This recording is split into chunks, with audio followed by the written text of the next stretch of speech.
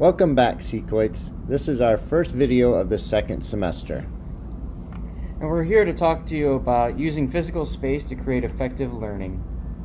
Today we are going to discuss how to design a learner-friendly learning environment. One of the things I remember that was most surprising when we did our talk about this last semester was how much physical space impacted learning. And you can see here just how important certain aspects of your classroom are in terms of ensuring the students are engaged and listening and participating. So what does your room setup say about the learning in your classroom? Here you can see two different ways to set up a classroom. One is a science lab with chairs set up in a more auditorium style. And in the other, you can just see different types of seating, ways of seating, a different setup to create an ideal learning environment. And of course, there's ways that you can structure your classroom as well. Do you go with the traditional rows? Do you go with pairs together? Do you create pods? It's completely up to you how you want to set it up. Is your classroom visually appealing? Are there things on the walls, on the ceilings, on the floors, even on the desks the students can attract to re-engage them, help them learn, or even focus in the classroom? This is definitely something you want to take into consideration when designing your classroom.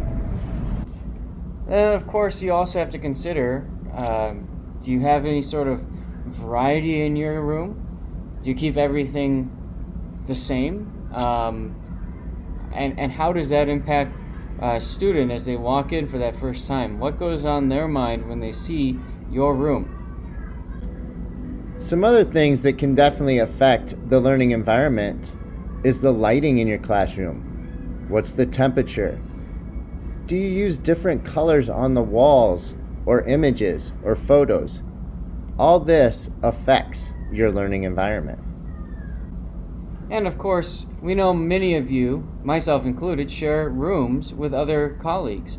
In this instance, it's very important to make sure you talk with that colleague before you start making changes. But what's fun about it is the two of you can experiment with different ways to set up the room to best support your students. Do you use different settings for your classroom? Do you take them to different places in the building, like the Idea Center or the ILC? Sequoids, it's up to you to determine what is your ideal learning space. This here diagram is a whole bunch of different options, things to possibly think about, and the sky's the limit.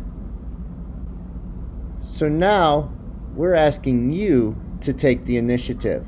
We've sent out a Google form for you to fill out. Apply for a room grant. Do you need to add just some paint to your classroom?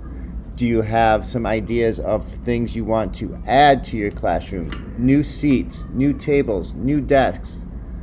Any of that stuff can help with the learning environment. We have attached the Google form to this email that you received with the video. Please fill it out, share your ideas, and create an ideal learning environment in your new classroom.